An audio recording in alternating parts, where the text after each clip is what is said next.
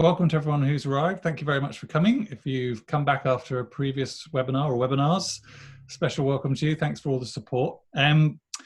So today we're going to be talking about writing for startups. A quick bit of housekeeping.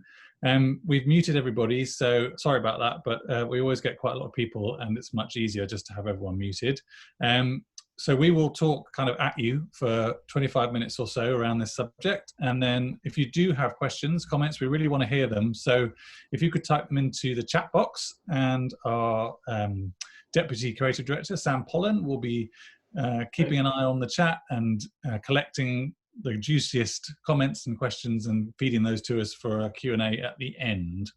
To introduce the rest of the people here, we have me. I'm Mike Reed. I'm the founder and creative director here at Read Words. And we have Sam Russell, who is one of our senior writers. And we also have Anna Brightman from UpCircle and Alastair Johnson from Nuggets, who are going to introduce themselves properly in a minute, our two startup stars. If you don't know Read Words, very, very quickly, we are a copywriting agency based in London. We aim to deliver what we call the world's brightest words. So bright, clever, bright, creative, those two poles of that word. We work with all sorts of clients all over the world, mostly in the UK and US, but everywhere really. And as you can see, all sorts of sectors there. And particularly relevant to this, all sorts of sizes. So not just the big Tesco's and Formula Ones and so forth, but also 1-2 person startups and everything in between. On the startup front specifically, here's a list of startups we've worked with, our two guests there at the top. But as you can see, every sort of sector here, you've got healthcare, you've got mortgages, you've got energy, sports, the whole thing. So hopefully we've got a good bed of experience to talk to you about today. So introducing our special guest stars, we have Anna Brightman here from UpCircle. Anna, do you want to give a couple of minutes on what you're all about? Of course. So as mentioned, I'm one of the co-founders of UpCircle. We make sustainable skincare products from ingredients which would otherwise be discarded. So we're all about shaking things up in the beauty industry, trying to take the next step with regards to sustainability, trying to help the industry, I suppose, to shake its poor reputation when it comes to sustainability and producing ethical products.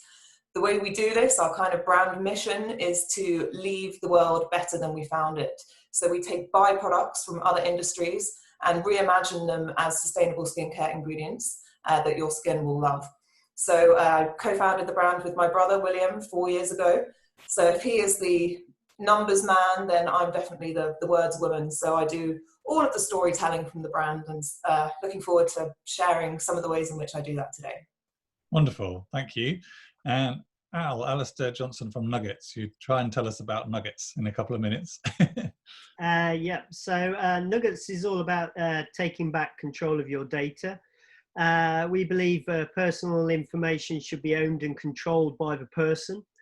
And Nuggets believes that privacy is fundamental human right, and a fundamental change is needed in the way we store personal data. And Nuggets came about from seeing all the breaches and myself experiencing some of the breaches on my own personal data as well. So Nuggets was driven to find a better way, that we felt that the existing ways were just not happening. And we're totally broken. From that, we've created a platform that enables you to currently log in, pay, verify, and secure documents that are kept in a self-sovereign environment that only the user has access and ownership and control of, and that they can use that to interact with services without revealing their private data, but to still access things like e-commerce, insurance, and mortgages and payment and things like that. And that's basically Nuggets in a nutshell. Brilliant, thank you. So it was really exciting to have two such different startups on the board with this. And full disclosure, UpCircle and Nuggets are both clients of Read Words, but free to say what they like. So we hope they will. So writing for startups, once again, we've given ourselves a huge subject to talk about in a very short space of time.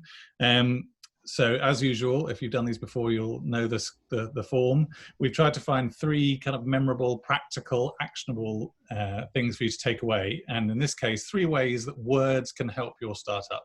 So we think it's important to get your story straight, to make your brand consistent. And words are also incredibly helpful in building a culture, a strong culture for your brand as you grow as a startup. So we'll get straight on with part 1 of those. It's getting your story straight. So obviously, if you've gone to the trouble and the heartache of forming a startup, you must feel pretty passionate about the idea you've got. But if you can't talk about that idea in a way that is clear, makes sense for people, that is memorable for them, and that kind of persuades them of the value of your idea, you're in real trouble, we would suggest. So the great idea is obviously the key thing, but then you need to be able to communicate that to the world in all sorts of different ways. A lot of brands generally, but also startups, make the kind of mistake of doing what's on the left here and doing a very functional description of their offer. So this is a made-up example, but say a startup is about building a network of 100,000 solar-powered scooters across 3 major US cities. It's a perfectly functional description, but it's not terribly exciting. And we would suggest that a better way to kind of talk about that mission might be, we're here to make using a car in the city obsolete. Suddenly we have a much fuller sense of the vision there. We have a much more exciting thing to get behind. It's not just a kind of practical description of what it is we're doing. It's got a lot more emotion and impact to it. So that's a good example of words there. Similarly, a bank, for example, like Monzo, might describe itself as an app-based challenger bank, giving customers greater control over their finances. Again, entirely accurate, but not very exciting. Whereas if you said something like spend, save, and manage your money all in one place, suddenly, as a consumer, as a bank user, I suddenly think that sounds potentially quite interesting and quite exciting. So saying basically the same content, but in a very different way. And that's obviously one of the key qualities that writing can bring to your messages. It's easy to say, harder to do. So how do you get there? We think a really important first step is the step backwards.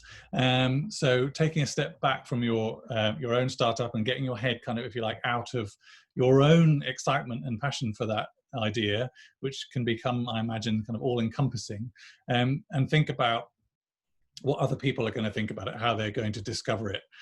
People who are not attached to it in the same way that you are, people who might spend 5 minutes with it during a day rather than 24 hours like you are. So being able to step back from that sort of all-encompassing feeling is a really helpful way to start. Guys, we were interested to hear your views on how you do this, if you've managed to do this. Is it a difficult thing to do? Anna, what do you think? I mean, I think for me, having my co-founder be my brother is something that makes this particularly difficult. We were raised in the same household, we have the same upbringing, the same similar education. And for us, it was a process of unlearning a lot of the formality that we had been raised with. So, you have to appreciate with language that it's different depending on what platform you're using it. So on packaging, it has to be very stripped back, very concise. On your website or your social media, it can be a bit more playful, a bit more cheeky. And in our first couple of years, when it was just me and William, we look back and it's so clear to us now, the mistakes that we were making by using far too many statistics or things being a little bit too eco-focused or these doom and gloom headlines. And we needed to unlearn all of that and strip it back and push the focus, I suppose, away from what we're doing and what we're obsessing with and what is our 24 hours a day, 7 days a week focus, back onto who we're making the products for, which is the customer, and completely shift our communication from what we are doing onto why we're doing it for you. And that was something that I think it probably took us the first 2 years. We were getting that wrong when it was just us. And then we completely kind of reversed the way that we were looking at things.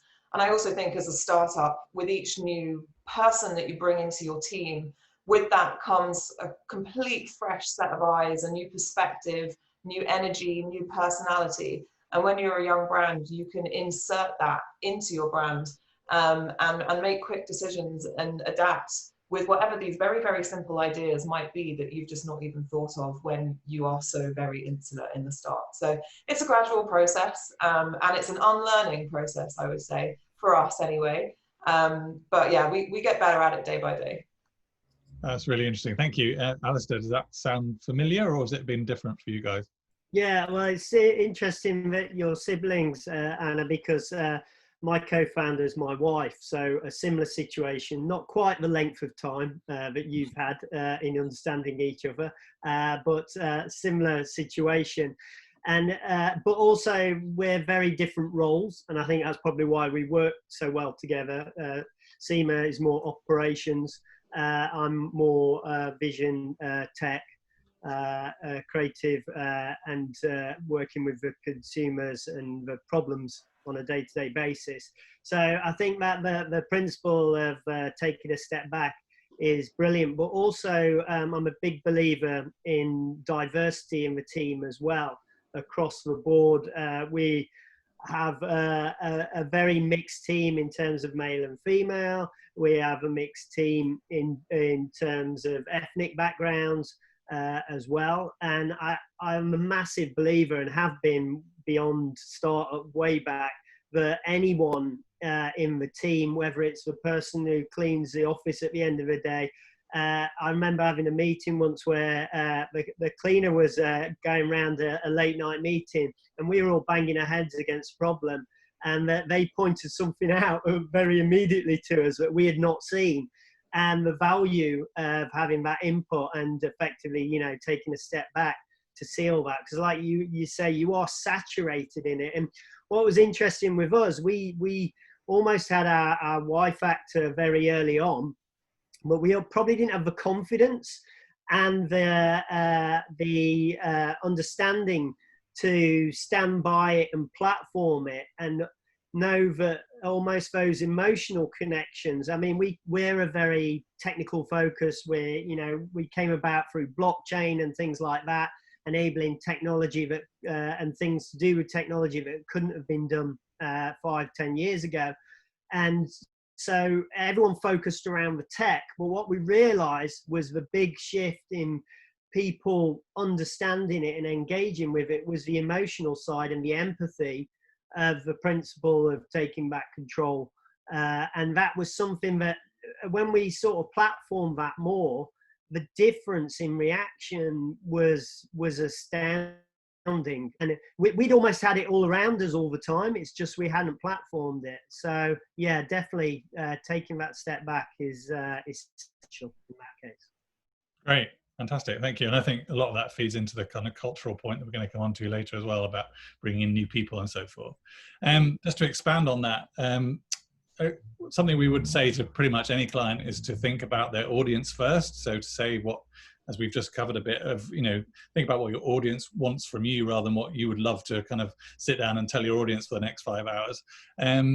So, again, your startup is, all encompassing for you, but for others, it might be something very different. It might be a chance to make some money with an investment.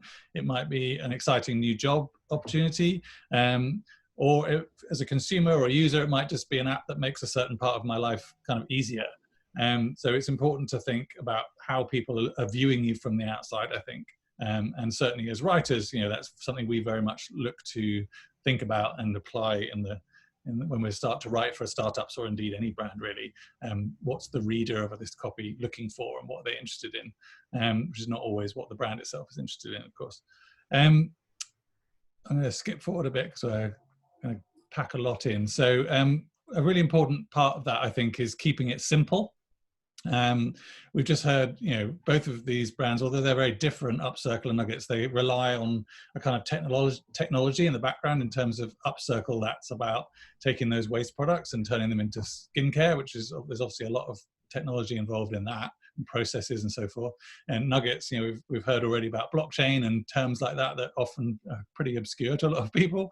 And it can be a temptation to try and talk about all of that in detail, I'm sure, and forget that often your audience isn't that tech savvy, but wants to know something else about the benefits of that product. Does that ring true to you guys? Yeah, I mean, definitely for us, it's something because we're so tech focused, especially when we came about, so many people were talking to us about blockchain and that, and it did open doors and got conversations and meetings and things like that. But it was something that, as we've gone further along, we've actually come back and we've said it time and time again in different interviews and articles and stuff, that it needs to be problem focused first and people focused at the end of the day. And that's the simple rule. And in our world especially, there's so many people who are dancing around the technology and trying to find what to do with the technology, but it definitely gets lost. And we would mention previously, when we had a catch up on this, that we were talking to a large investment bank in New York, and we realized we was presenting to all their team, and we actually didn't mention blockchain at any point in it, because actually it was all about the problem that we were solving that wasn't being solved today. And right. I think that's so important in terms of any business on any level, that it's focused around the problem, not product. And if you see in incumbent industry things, so much is focused around finance and tech, where it's all about a product. What can the bank sell as a product? And they're not actually looking at the problem of, actually, I just want to make payments. I don't actually know whether I need a bank account, because most of us only go into our bank account to check up on how much we've got left. What we're actually trying to do is make payments on a daily basis. And that's the problem in there. And it's as simple as going back to that. And I think that's what drives good products off the back of it, and good services off the back of it. And it's that simplicity of that rule. No, absolutely. And we put this bit of copy up because a good demonstration of how, especially the kind of very tech focused brands like yours, Al, can get lost in this sort of language that really to most people, well, means nothing at all. This is good because I'm taking notes for later, my presentation. Anna, I know your business is obviously very different, and you've made the move, as you said, from kind of perhaps rather doomy, gloomy kind of, all these terrible things are happening kind of headlines, to this messaging that we worked on together. Can you talk a little bit about why this felt right for you? Of course. I mean, yeah, ours is less tech and obviously a lot more visual. We're in the skincare industry, so it's very important that we marry up words and photography, branding, because aesthetics is what it's all about at the end of the day. And I think when it comes to, we came to Read Words 2 years in to help us reimagine the way that we were presenting our idea. Our idea was the same, our concept was the same. And so we needed a way to get the words and the visual to do the work for us, so that we're saying more, with less. And I think our choice of brand name and the way that we've made that look is a perfect example of that. So UpCircle, it alludes to the circular economy, it alludes to our uplifting message. We've given it an upward tilt. The typography never ends. The circle around it is a continual loop that never ends. It's all drawing on the fact that we're extending the life cycle of natural ingredients. Our previous brand name, by comparison, still had the message, but you had to search for it. It was Optiat, which stood for one person's trash is another's treasure. It's a lot of words to get essentially the same message across. So I think what this does instead is it gets across our concept with a lot less. Similarly, good for the world, good for you, what a good idea. It's positive, it's about what we're doing, and it's about why it's good for you and why it's good for the planet. That's the 3 pillars. And in 3 very simple lines, 3 short sentences, I think it conveys that perfectly. So, you've got a split second to catch someone's attention. You need to stand out. Skincare is a crowded market. There are loads of products on a shelf. How are you going to grab someone's attention? But then equally, your story is great, but if your product doesn't do what a person is buying it for, then no one cares about your story. So it's a really fine balance between making something pretty and visually attractive, making something that does what you're buying it for, and also making something that's different and innovative and cool and on trend, and finding a way through words, through photography, through branding, to pile that all together in the most concise way possible. An easy task. Yes, exactly. But really interesting. They're both about kind of, as you said, Al, understanding the problem and how you're solving that and making that offer rather than getting into the weeds of how those things happen. So conscious that the time is running away with us a little bit. So I think we'll go straight into part two. And we're going to hand over to Sam Russell now. Great, thanks, Mike. So that's a little bit about how you can start telling a story that's clear and memorable. But then how can you make sure that story comes to life in everything you write and say? Because even when you're just a solo founder or maybe part of a small team, you're going to be doing a lot of writing in lots of different channels and moments. So how can we make sure that story appears in all of them? Well, the first thing we would say is that brands are obviously amazing at this. They work out that story, they work out that key set of messages and communicate it across everything. We think a startup should be thinking like a brand from the very beginning. So let's say your story is all about making city cars obsolete. Well, that story should come through in everything. Not just your homepage, not just the intro slides to your pitch deck. We see a lot of love and attention goes into those things, and that's obviously right. They're super important, but we often think there are missed opportunities to tell that story and to bring it to life. So really everything is an opportunity, even something as seemingly kind of dry and functional as your financial slides. That too is a chance to bring your story to life. So let's say you're all about doing banking differently, but your financial slides don't look different. They look as unreadable and complicated and difficult to understand as everyone else's. Well, that sends a subtle message that maybe you're not quite as different or as fresh as you'd like to be, and it kind of undermines that story. So we think at the end of every piece of writing, no matter how seemingly small it might be, every slide, every email, every web page, you should be asking yourself, how does this bring my story to life?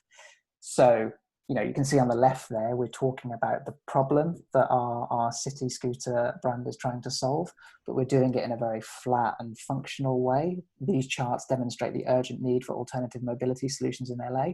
There's no sense of story there. There's no sense of urgency. Whereas on the right-hand side, we're talking about the problem. We're talking about how urgent it is that we give these people 120 hours back. So the story comes back into the center and comes back to life. Now, obviously, you're going to be doing lots of writing in lots of different channels, but you're probably also going to be relying on other people to tell your story, whether that's journalists or investors or a PR firm. And you might be great at telling that story, but you might be slightly nervous that the people who you're relying on don't do quite such a good job. Alastair and Anna, it'd be really interesting to hear whether that was something you felt in the early days. Did you feel slightly hesitant about handing over the UpCircle and Nugget stories and unsure whether people were going to do as good a job as you might? It's definitely a nerve-wracking thing, I think, particularly for us. We're dealing with two very opposite ends of the spectrum. We're tackling issues of waste and we're doing it in the beauty industry. And that was something that a lot of investors kind of put us off from in our early days. They thought, okay, the industry is not ready. I don't know if you should do this. Now we know that it's actually our greatest strength and we're proud of it, but the way that we communicate it is very important. So when it comes to guidelines for others, often this is about what words we think that you should be avoiding. So for example, take waste, trash, rubbish. Those would all be in the no zone. Instead, we're looking at things like elevated, reloved, ingredients with more to give, things like that. It's subtle changes, but it's moving away from this idea that the ingredients are of a lesser quality to a much more forward-thinking, positive outlook.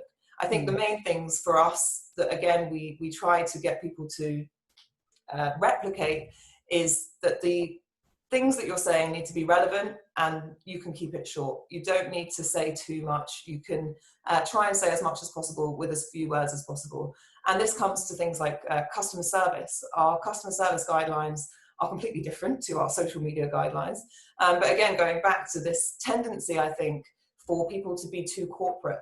So rather than saying, for example, we apologize for any inconvenience that this may have caused, instead we might say, I'm sorry you've had this problem, here's how we can fix it. Or if you're offering a promotion, rather than saying, these are our terms and conditions, offer valid and only this weekend, you might say, get in fast, offer ends soon, or something like that. So these are the sorts of kind of sound bites that we try to communicate to different people depending on what they're coming in to do for us, that convey the personality of who we are as a brand. Yeah, I think replicating is a really interesting way of thinking about it. That, of course, these people don't know your story as well as you do, but what are the tools that you can give them to do a good job? Alastair, is that something that you've thought about with Nuggets and how others might tell that story?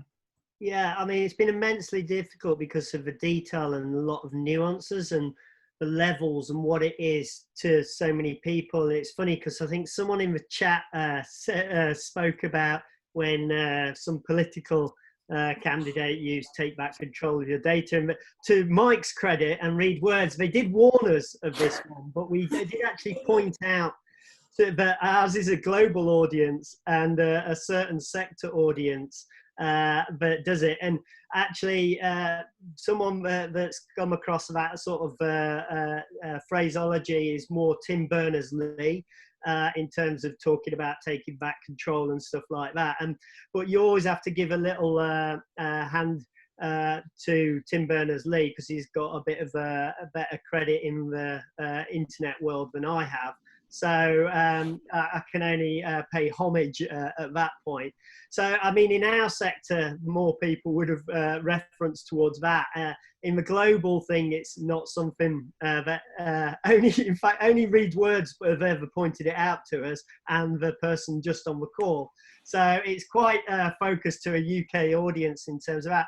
Now, in terms of going beyond that, it's been exceptionally difficult. In fact, Mike will attest that sometimes we only call upon Mike individually to get us out of certain difficult situations because of the nuances and the understanding, and also every time we do it to the point that when we go and work with new people, even on a legal basis, it feels like I'm re-educating everyone to write a new privacy document for Australia, for America, and so on and so forth. And it's immensely difficult and frustrating. I'd love to be able to go, right, this is it, and I'm off, follow that, and it's good. But because of all the detail and the nuance, it's extremely important. And if you don't get the nuance right, it actually means something else in terms of technology as well. And getting that principle across and that empathy is so important. One of my favorite examples was we were talking to global banks in North America, and someone came to me afterwards and said, I need this, my wife needs this, and my business definitely needs this. And if you can get that level and the detail of how you bring it across has that empathy with people as an individual first, then it's a lot easier to transcend it. Now, to have all those nuances and package, to be able to give it to, even in our case, a legal advisor, a marketing company, and so on and so forth, is exceptionally difficult for us, not through the want of trying, but it continues to be so. And I don't think there's a little bit, I'd say there's a little bit of us being precious over it, and we've seen what works and what doesn't.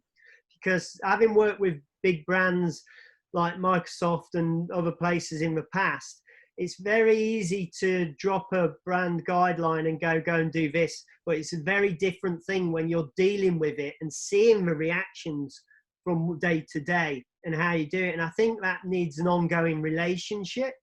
And I think it's a little bit blinkered to work with an agency on any level, whether it be brand marketing or whatever, and go, do that, and then we'll walk away and use it. Because you need to be able to say this didn't work or it did work. And, you know, modern day tech and web build's all about A/B testing. And I think that should be ongoing for everyone. Obviously, as a startup, it's not always easy to retain that relationship, to be doing that.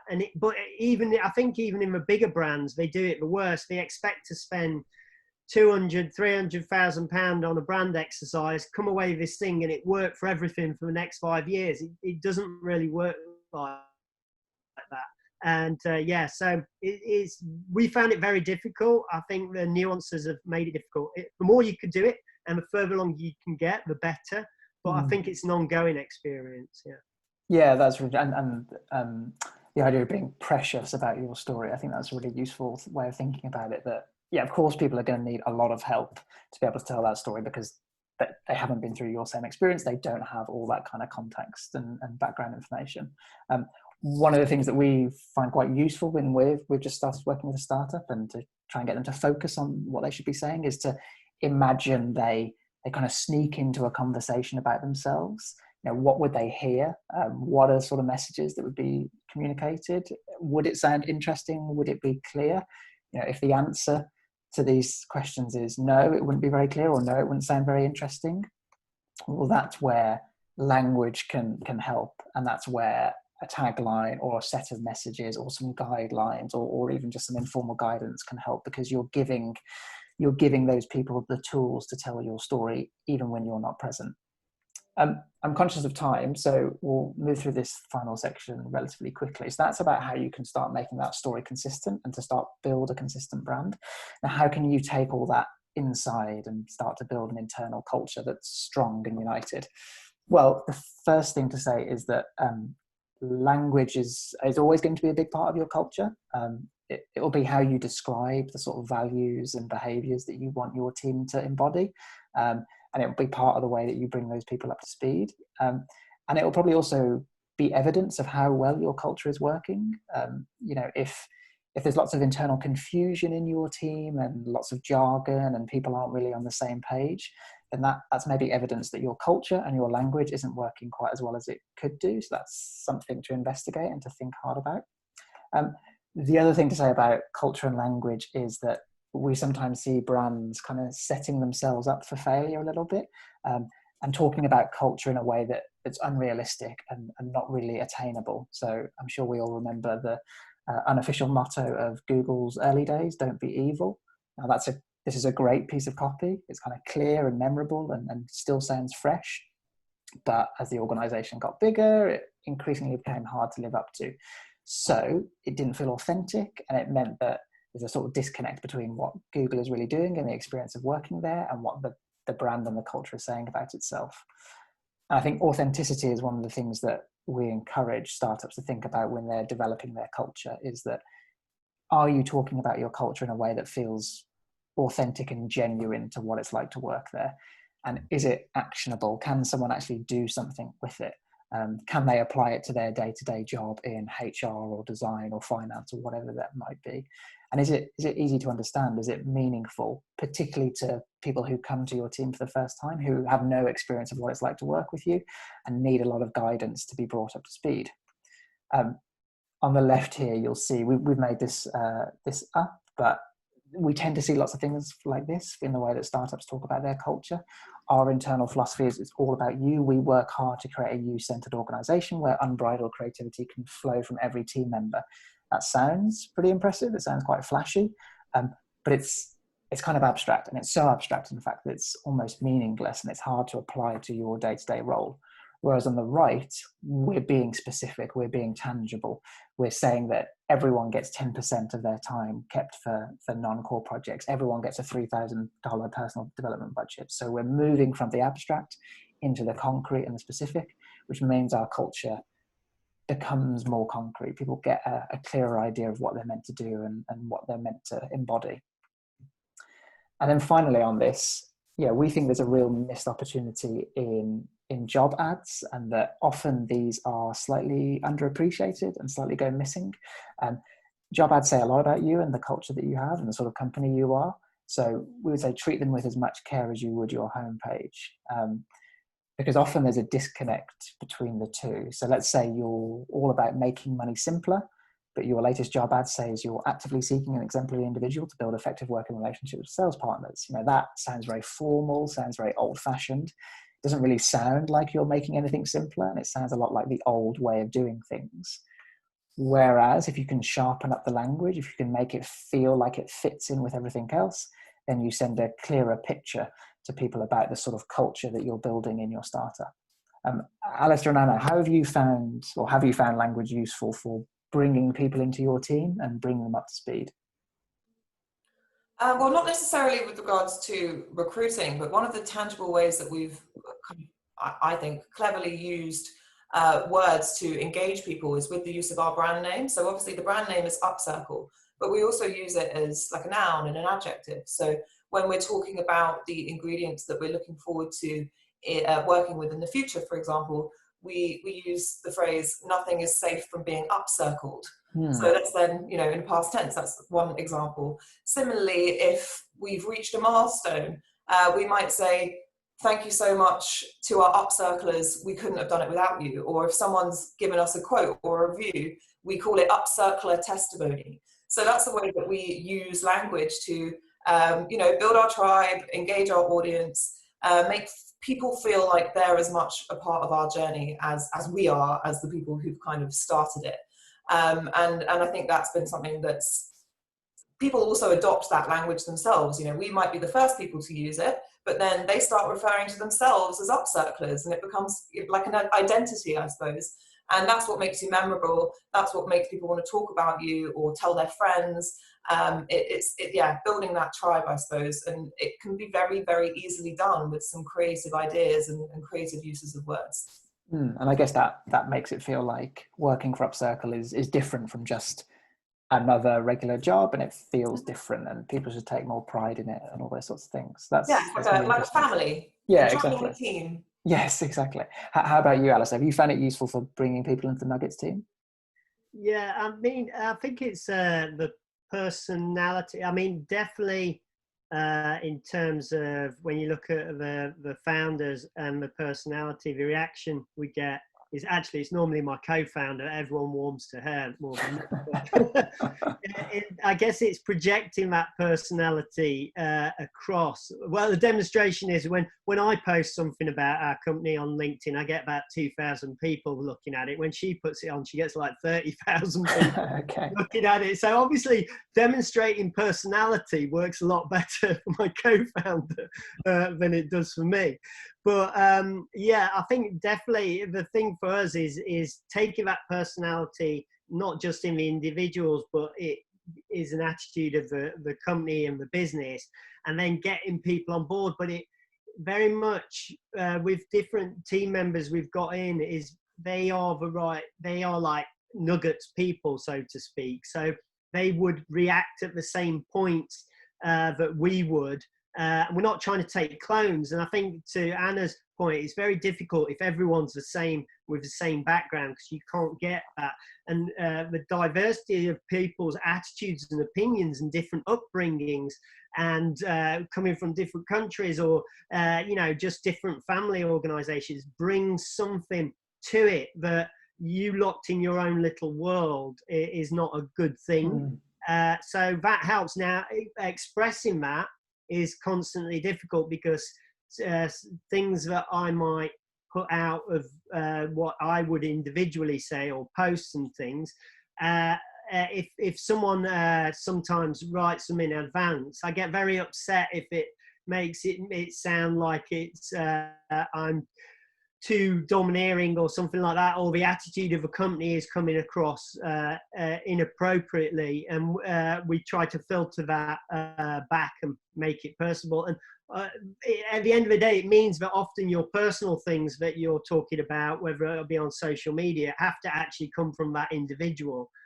which makes it difficult when most of your job or day can be consumed up with communications and stuff like that, where you'd like other people to come across. But I think that personality, and I think it's down to the team, that they're, you know, Nuggets people, and they've got that attitude. And even if you look down to our investors, that they have that attitude, that belief, and that want for the vision as well. And it's almost like we could sift out a good investor from a bad, because if they believe and drive and see how they can make it happen themselves, then they normally end up being those investors and people. And same with partners as well. You know, if you're going to a large payments company or a bank, and their attitude is like annihilate the rest of the world and keep them to themselves, they're probably not going to be a good partner with Nuggets in the future. So it seems that trying that personality go beyond the individuals, but the team creating that personality, and the team includes investor partners and all that as that comes out. it's massively important, but it's very difficult, I think, on a day-to-day basis to keep having that wholesome thing. So guidelines and pointers around that have certainly helped us throughout that. Great, that's really interesting. And the point about that, yeah, of course, your team culture isn't just your employees, it's partners, it's investors, I know UpCircle has a lot of kind of affiliates on social, so it's all those people, and how can you get them to buy into the same thing? I'm really conscious of time, and I know we've got some questions waiting for us, so we'll do a quick recap and then we'll move on to Q&As. So yeah, in summary, we think there are 3 main ways that words can help your startup. First of all, establishing that story, working it out, making sure that it works for the people you're talking to, and it's not just about yourself, and it kind of isn't just kind of navel gazing, but something that's actually going to work for your audiences. Secondly, it can help to make a brand more consistent by making sure that every channel, every piece of writing is telling the same story. And then finally, I think it can help make a stronger culture, to show talent what sort of job they're signing up to and to keep them all on the same page. So those are some of the ways that we think that words can help a startup kind of grow and take off. Now, I know we've only got a few minutes. Sam, do we have any questions waiting for us? Yeah, there's a couple of things. There's been a bit of debate about copy, actually, which is lovely to see. But I was going to start with one question that I had. If people do have more questions, please drop them in the next minute or two. But as you were talking, I was thinking about lots of startups. I think lots of people, when they think about startups, they think of the Monzos and Deliveroo's of this world, and they would say that lots of them have a very similar voice. You know, this is all about being warm and friendly and simplifying something that used to be complex. Is there like a right voice for startups and that everyone should be following, and it's just about getting everyone into that place? Like or is there a diversity that isn't being seen by lots of startups, or maybe why have those startups been particularly successful with that kind of voice? Yeah, I don't think there's like a right or wrong rule book to do it. I think that the essence of startups often comes through in the companies because they're making change in an environment. They're finding a better way than there was before, and I think that's what comes through, and where a lot of similar things are doing that. You'd be very surprised to find a startup that talks in the same way as a 100-year-old bank or something like that, and they probably wouldn't be going very far if they did. So I think because we're all breaking new ground in that, you do see some similarity, but I don't think there's a rule set to say. I think it has to come from the problem, the passion, the belief, and the vision in what you're doing, and that importance of that passion is because with a startup, I think when we get early days, I don't know what it's like for you, Anna, but early days you have this idea and you go, wow, eureka, and we could do it with this technology or in this way, and this is different, this is going to change the way. And you get so excited, and you go, I feel like a kid in a sweet shop, and then the work comes on and it gets hard, and having that passion and that belief 4 years on and so on and so forth is so important, and to bring that out. And I think people see that as you go along, and obviously different people see it at different times. In the early days we had to do a lot of education because there's a famous quote where Jeff Bezos had to tell everyone what the internet was when he started Amazon. And we had a little bit of that scenario in terms of technology and things like that. So it evolves throughout the time on how you approach those people, but I don't think there's any set way. And I think it has to come from the founders, the problem, and the business as that evolves as well. I personally think that there's a reason that some of the brands that you've mentioned have become so popular so quickly, and that is that they are disruptor brands. They are challenging what's out there and what's become traditional, and they're saying, well, actually, this is a fresh perspective, and they're basically pushing that into it being old-fashioned by doing things differently. Look at someone like Innocent Smoothies or Oatly, who are becoming incredibly popular at the moment. I think the reason that is happening is because they are stripping it back so much, they're being really cheeky about it. And I think as the world becomes more connected with things like social media, our attention spans become even shorter. So, you know, people scrolling through an Instagram feed, the amount of people that are dropping off your website with each scroll is terrifying. You've got to grab people so quickly. And so I think for new brands, startup brands, to be successful, they have to be very, very effective communicators. And I think that some of the brands that you mentioned are the most effective at doing that, because you've got to be really savvy, and you've got to say it, and you've got to say it quickly and concisely.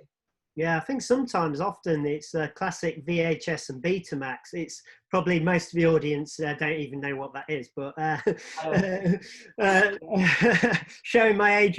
But it's like, it's not always the best solution wins through. It's the best story often takes through the average idea to come to a conclusion. But apparently Betamax was the best solution and VHS wasn't that good, but that's one that won out. Just to explain for anyone who doesn't know. So I think that storytelling is so important. I've seen so many brilliant ideas fall by the wayside just because they haven't been engaged with. And it's a constant challenge, especially in these new mediums as well. But I think you have to have that sincerity and belief and that essence at the core, because we've also seen a lot of fabricated brands and products that have just fallen by the wayside because there is no essence to them and no belief and vision with them as well. So have a real story and tell it as compellingly as possible. Yeah, and that's the difficulty, is the communication, like Anna says, of that story, so that everyone else can feel your passion, your belief, your vision. And with us, like 4 years ago, everyone was like, I don't really get it. Now everyone's like, oh my God, it's so going to be like this in the future. You know what I mean? It's like, I know we've been saying that for 4 years. It's like, it's interesting to see as people evolve through understanding as well. Absolutely. We're over our time, so I think we'll probably draw a line there. Sorry, Matt, there's another question from Ahmed about naming. I would encourage you, Ahmed, I'm sorry we can't get to it, I'd encourage you to watch all of our sessions go on YouTube, and the last one was on naming, so please go and seek that out. I've also dropped the link to our newsletter in the chat, so if anyone wants to know what's coming up, please go and sign up. Great, and thanks, Sam, and there's all the details there. And this will be on our YouTube channel again pretty soon. Thank you so much, Anna and Al. Really appreciate the time and insight that you've given us there. Plenty to think about. Hope it's been useful for everyone else, and we will be reconvening next week to talk about writing for luxury with Penhaligons. So thank you. Great. Thank you very much, everyone. Thanks for your time. Thank you. Thanks. Bye.